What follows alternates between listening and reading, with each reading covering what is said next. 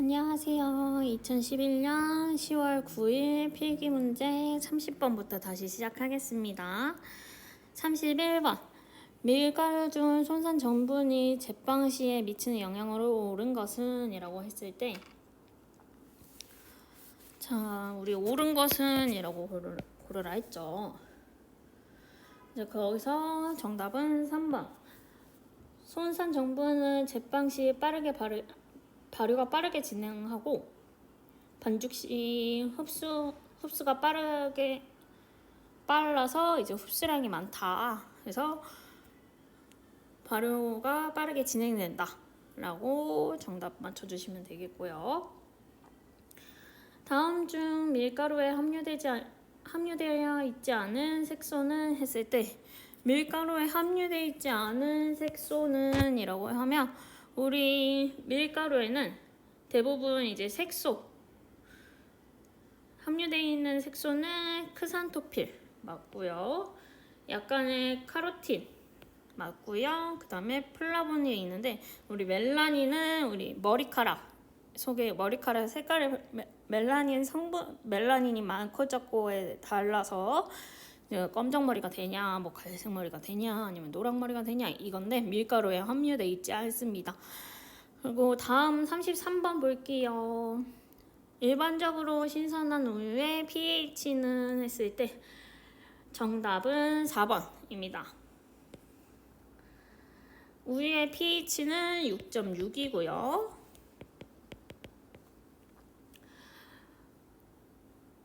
그래서 의외로 냄새를 맡아봤을 때 약간 상한 냄새가, 그러니까 신냄새나 상한 냄새, 약간 좀 요거트 냄새처럼 약간 좀 비릿한 향이 난다 이러면 pH를 재보면 이제 5에서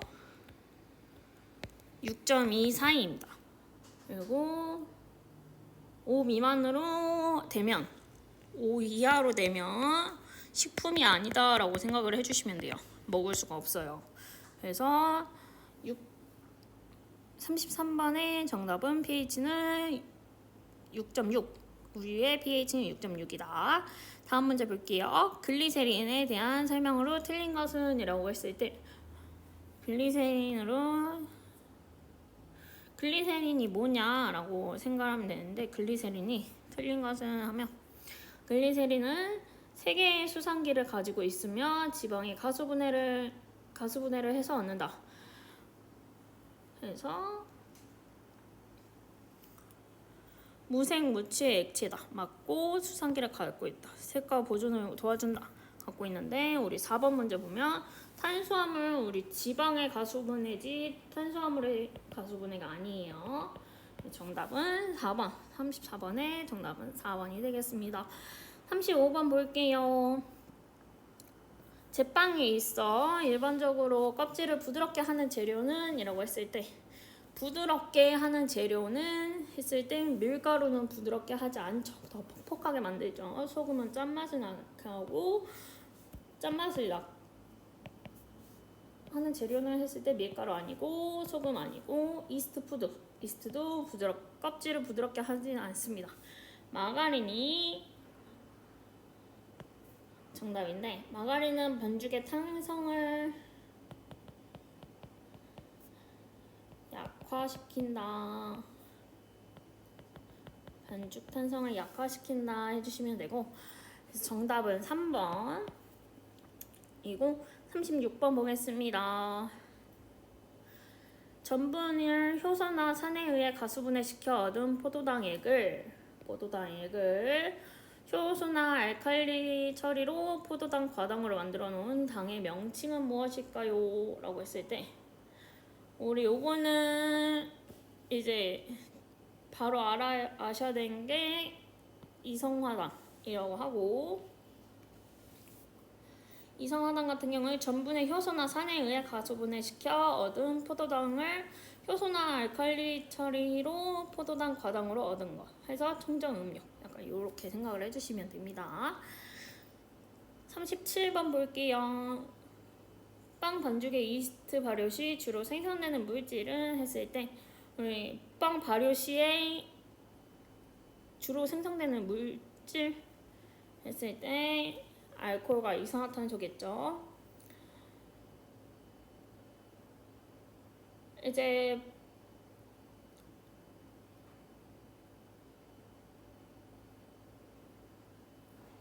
38번 볼게요. 직접 반죽법에 의한 발효 시 가장 먼저 발효되는 당은 했을 때 포도당이 정답이 되고요. 그리고 이제 39번 보셨을 때 제빵 시 경수를 사용할 때 조치사항이 아닌 것은 이라고 했을 때 우리 경수 180 그리고 악영수 120, 180 60씩 커져요. 그리고 아연수 60에서 120 그리고 연수는 60 이하라고 생각을 해주시면 되는데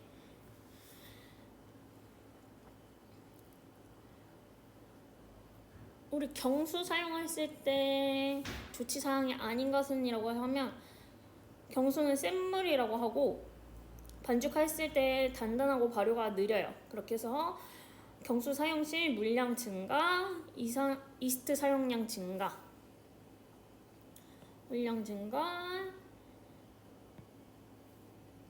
이스트 사용량 증가, 그 다음에 소금 감소, 메가 첨가가 되는데 급수량 감소는 정답이 아니겠죠. 그래서 정답은 4번으로 해주시면 되고 요거는 바로 40번 같은 경우에는 바로 맞출 수 있는 문제겠죠. 우리 달걀 특징적 성분을 지방 유화력을 가진 성분은 달걀 안에 무엇이 있다? 달걀 안에 노른자는 레시틴 성분을 가지고 있고 그리고 흰자는 오브 알부민 달걀의 특징으로 유화력 레시틴 바로 외워주시면 됩니다. 41번 가볼게요. 다음 당류 중 감미도가 가장 낮은 것은 전하당 130, 유당 16, 그리고 포도당 75, 메가당 32 해서 낮은 것은 이라고 골랐을 때 유당 골라주시면 되고요. 다음 중 밀가루 제품의 품질에 가장 크게 영향 주는 것은 했을 때 가장 크게 영향 주는 것은 정답은 1번 되겠고요. 글루텐 함량에 따라 강력분, 중력분, 박력분으로 나누게 됩니다. 그래서 이거를 다른 말로 하면 뭐냐? 그냥 밀가루로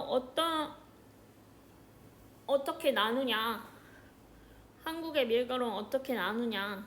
이거를 물어보는 거기 때문에 정답은 1번이 되겠습니다. 43번 볼게요. 유화제에 대한 설명으로 틀린 것은 우리 앞에도 유화제 설명 들었었는데 이 유화제 한 번만 더 먼저 풀어볼게요. 유화제는 계면 활성제라고 한다. 맞고 그리고 레시틴, 모노글리세리드, 난황 등 유화제로 쓰인다. 맞습니다. 빵에서 글루텐과 전분 사이로 이동하는 자유수의 분포를 조절하여 노화를 방지한다. 노화 방지 맞습니다. 하지만 우리 친유성기와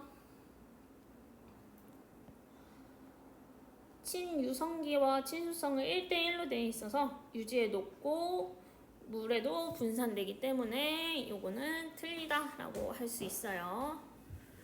유화제는 물과 기름을 유화 시켜주는 거지 물과 기름은 분리를 막아준다 이 말 틀립니다. 1대1로 갖고 있어요. 이것도 앞에서 풀었던 문제인데 다시 한번 풀어보면 비터 초콜릿 32% 중에 코코아가 약 얼마 정도 함유되어 있는가? 32% 곱하기 8분의 5. 코코아는 8분의 5라고 했죠. 그래서 정답은 20%. 그래서 정답은 3번이 되겠습니다. 검류에 대한 설명으로 틀린 것은 이라고 했을 때 우리 1번 유화제, 안정제, 점착제 등으로 사용된다. 맞습니다. 낮은 온도로 높은 점성을 나타낸다. 맞고요. 친수성의 물질이다. 맞는데 틀린 말이 있죠. 무기질과 단백질로 구성되어 있다. 틀린 말이죠. 무기질과 단백질이 아닌 탄수화물로 이루어져 있습니다. 탄수화물로 이루어짐. 자, 45번까지 풀어봤고요. 다시 46번 가보겠습니다. 46번 아미노산의 설명에 대한 설명 중 옳은 것은 이라고 했을 때 옳은 것은 아미노산 종류에 따라 등전점이 다르다가 정답이겠죠. 등전점이랑 플러스 마이너스 전하량이 같아서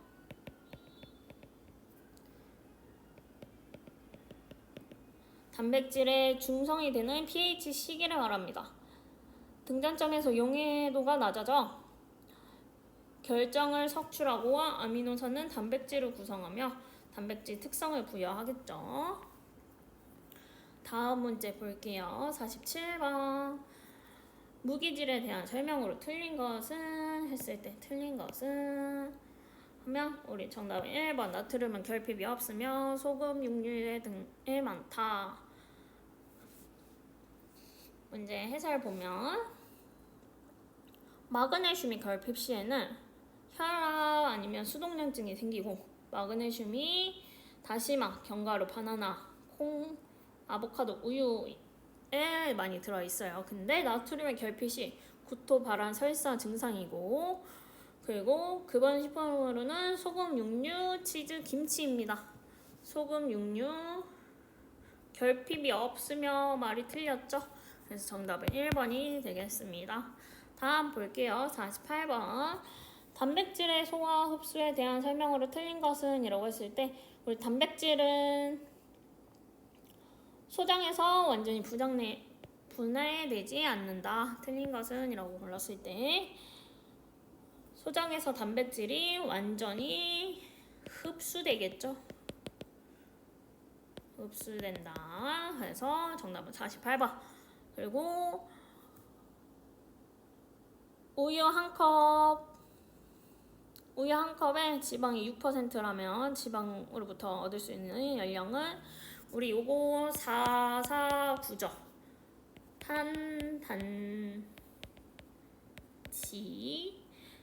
탄단지 4칼로리 9칼로리 이거 바로 외우시면 되는데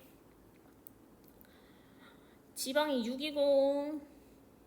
6이라면 지방으로부터 얻을 수 있는 양은 6 곱하기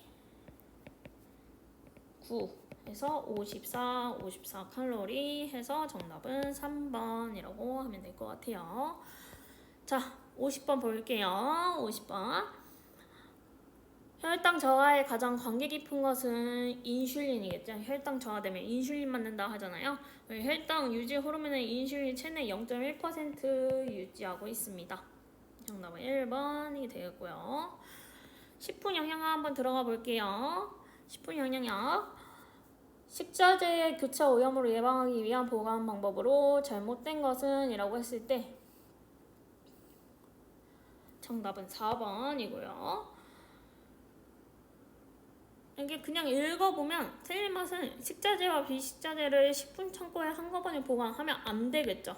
뚜껑이 있는 청결한 용기에 덮어서 보관해야 되는 거 맞고요. 바닥과 벽에 일정 거리 띄어서 보관해야 되는 것도 맞고 그 다음에 원재료와 완성품을 구분하여 보관하는 것도 맞습니다. 하지만 식자재와 비식자재를 한꺼번에 식품 창고에 보관하면 안 되겠죠. 경구 감염병에 대한 거리가 먼 것은 이라고 했을 때 우리 유행성 감염 맞고 콜레라 맞고 세균성 이즈 맞는데 거리가 먼 것은 일본 내염입니다. 일본 내염은 경피 감염병이겠죠. 마시는 물 또는 식품 매체로 발생하고 집단 발생의 우려가 커서 발생 또는 유행 즉시 방역 대책을 수립해야 하는 감염병은 했을 때 제1감염병. 우리 처음에 이제 코로나도 제1감염병이었다가 지금은 아무것도 아니다 라고 해서 제3군이나 4군으로 떨어졌는데 이렇게 바로 위험시 바로 즉각적으로 대응해야 되는 거는 제1감염병이라고 생각을 해주시면 됩니다. 그래서 54번 볼게요. 세균이 분포한 독소에 의한 감염을 일으키는 것은 했을 때 정답은 2번입니다. 정답은 2번이고 이것도 그냥 공부하면 바로 알 수 있는 문제라 따로 설명하지 않고 넘어갈게요.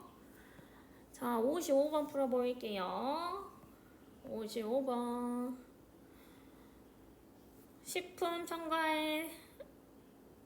식품 첨가물 사용에 대한 설명으로 틀린 것은 이라고 했을 때 식품 첨가물 최대 사용량이 아닌 최소 사용량으로 원칙으로 한다. 그래서 정답은 2번이 되겠습니다. 56번 볼게요. HACCP 요거 시험 문제 자주 나와요. 요거 꼭 알고 계셔야 되고 식품별로 고시하는 자는 무엇일까요? 라고 물어봤는데 이거는 저 위의 요소 중점 관리 기준을 정하는 식품을 정하는 고시하는 자는 식품의약품안전청정이 정합니다. 이것도 바로 맞출 수 있는 문제고 HACCP 굉장히 중요하니까 이거 꼭 알아두시면 될 것 같습니다. 자주 나오는 문제예요.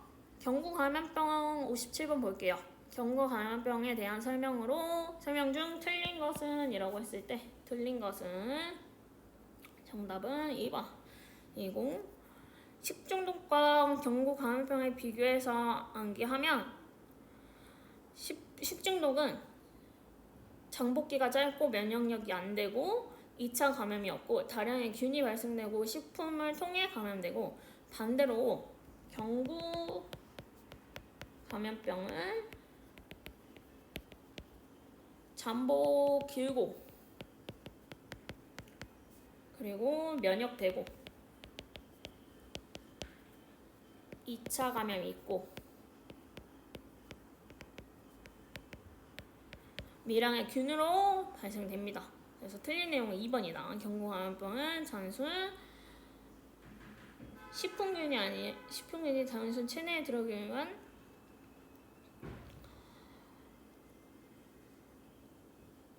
식품 안에서 증식하는 게 아닙니다. 그래서 58번 볼게요.